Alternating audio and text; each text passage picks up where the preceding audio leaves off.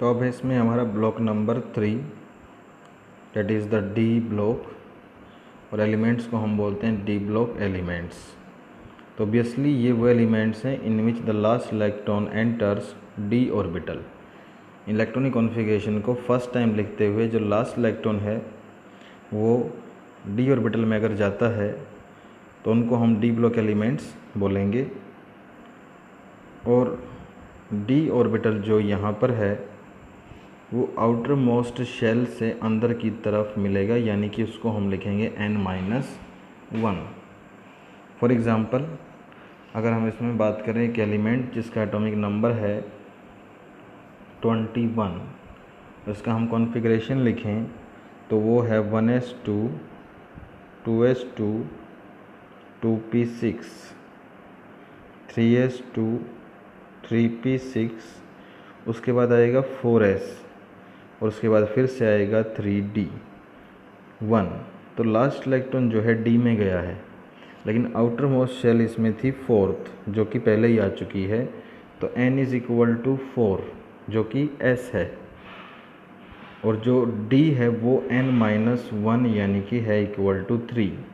तो outermost shell का orbital है 4s और n-1 है d यानी 3d। तो इसलिए हम इसको बोलते हैं n-1, और n-1 को दूसरा नाम दिया जाता है पेनल्टीमेट।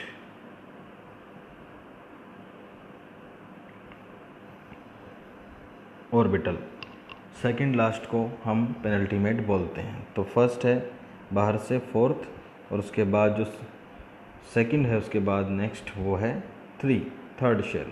तो पेनल्टीमेट शेल और पेनल्टीमेट ऑर्बिटल्स इनको बोला जाता है।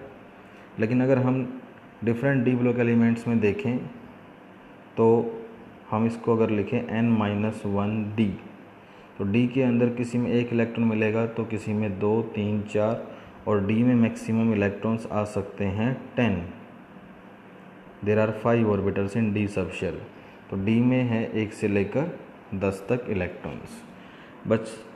बट कुछ एलिमेंट्स में डी ऑर्बिटल में 0 इलेक्ट्रॉन भी पाए जाते हैं, और वो है एक्सेप्शनली। तो इसलिए हम इसको 0 से 10 भी लिख देते हैं, उसकी वजह से general configuration of d block elements. अब यहाँ पर हम पीरियोडिक टेबल के अंदर देखें तो हमें 10 वर्टिकल कॉलम्स मिलेंगे, और उनका जो ग्रुप नंबर है वो है 3 से लेकर 12 तक, जो हमारे टोटल 18 ग्रुप्स हैं टेबल में। तो उसमें ग्रुप नंबर 1 से लेकर 2 तक जो हैं 1 और 2 वो है एस ब्लॉक, फिर 3 से लेकर 12 तक जो भी लिखा वो है डी ब्लॉक, और फिर 13 से लेकर 18 तक जो बच गए 6 वो है हमारा पी ब्लॉक। और एफ ब्लॉक जो है उसको हम ब्लॉक नंबर देते हैं बट ग्रुप नंबर नहीं देते हैं। तो ये हमारा टेबल का ग्रुप्स बचे हुए थे 3 से लेकर 12 तक। और अगर हम उसके बाद हॉरिजेंटल लाइंस की बात करें तो वहाँ पर 4 हॉरिजेंटल लाइंस हैं, जिनमें फर्स्ट लाइन जो है लेफ़्ट टू राइट इस तरह से, फिर सेकंड, फिर थर्ड और फोर्थ। तो इसमें फर्स्ट वाली जो लाइन है ये दिस लाइन, इसमें इलेक्ट्रॉन मिलेगा लास्ट 3d में। उसके बाद नेक्स्ट लाइन होगी उसमें मिलेगा 4d में, फिर 5d और फिर 6d। तो इसलिए इनको ये इस नाम से सीरीज़ बोला जाता है, या फिर इनको first series, second series, third या फोर्थ ट्रांजिशन सीरीज़ भी बोला जाता है, क्योंकि इन एलिमेंट्स को ट्रांजिशन एलिमेंट्स या ट्रांजिशन मेटल्स भी बोला जाता है। तो इसको हम टेबल में जा कर के एक बार देखते हैं अच्छे से। तो यहाँ पर जैसा कि हम देख पा रहे हैं ये टेबल का मिड है, जिसमें ये ग्रुप नंबर 3 4 5 6 7 8 9 10 11 12। तो ये पूरा का पूरा जो यहाँ पर है ये हमारा डी ब्लॉक है, जिसमें 10 वर्टिकल कॉलम्स हैं, और जो हॉरिजेंटल लाइंस हैं इस तरह से ये हैं 4, जिसमें फर्स्ट लाइन में स्कैंडियम है, सेकंड में यट्रियम, उसके बाद लेंथेनम और एक्टिनियम, और इससे पहले 3 से पहले है एस ब्लॉक और 12 के बाद है पी ब्लॉक।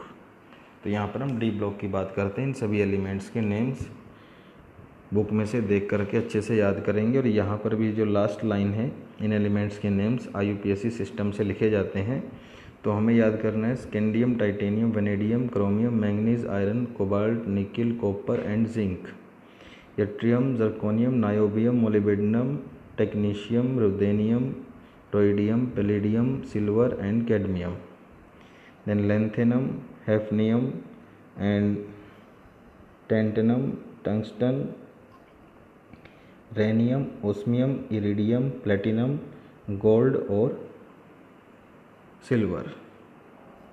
तो इस तरह से हमारे पास ये सभी एलिमेंट्स हैं, और इन सभी एलिमेंट्स को याद करने के लिए F ब्लॉक के बाद, जैसे मैंने आपको बताया था, हम एक स्पेशल टेक्निक से इनको याद करेंगे। इन एलिमेंट्स को जो नाम दिया गया है ट्रांजिशन, वो इसलिए दिया गया है क्योंकि इन एलिमेंट्स का जो प्रेजेंस है वो बीच में है, जिससे लेफ़्ट साइड में है वेरी स्ट्रॉन्ग मेटल्स और राइट साइड में है very strong non metals and metalloids. तो पूरा का पूरा जो है ये ट्रांजिशन कर देते हैं मेटल्स का नॉन मेटल्स में, इसलिए इनको बोला जाता है ट्रांजिशन मेटल्स या एलिमेंट्स। और यहाँ पर इस फर्स्ट लाइन को बोला जाता है 3D सीरीज, क्योंकि लास्ट इलेक्ट्रॉन यहाँ 3D में मिलेगा सबका।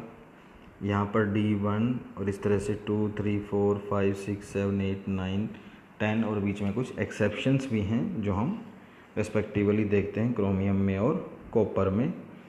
सो एक्चुअली 1 से लेकर 10 एलिमेंट्स हैं, और यहाँ पर कुछ एलिमेंट्स में और भी एक्सेप्शंस पाई जाएंगी नीचे की तरफ। इस लाइन की हम बात करें तो यहाँ इसको हम 4D सीरीज बोलते हैं, इसको 5D सीरीज बोलते हैं, और इस लाइन को हम बोलते हैं 6D सीरीज, क्योंकि इलेक्ट्रॉन्स लास्ट जिस D में प्रेजेंट है उसके अकॉर्डिंग ये नाम दिया जाता है। और फर्स्ट लाइन को हम 3D को फर्स्ट ट्रांजिशन सीरीज भी बोल सकते हैं, 4D को सेकंड ट्रांजिशन सीरीज, 5D को थर्ड सीरीज और 6D को फोर्थ, क्योंकि यहाँ से ये फर्स्ट, ये सेकंड, थर्ड और ये फोर्थ लाइन है, तो इनको ये नाम भी दिए जाते हैं। तो अब हम इसमें देखेंगे characteristics and general outer shell configuration of d block elements. तो ये है n-1D में 1 to 10 और ns में 0 से 2।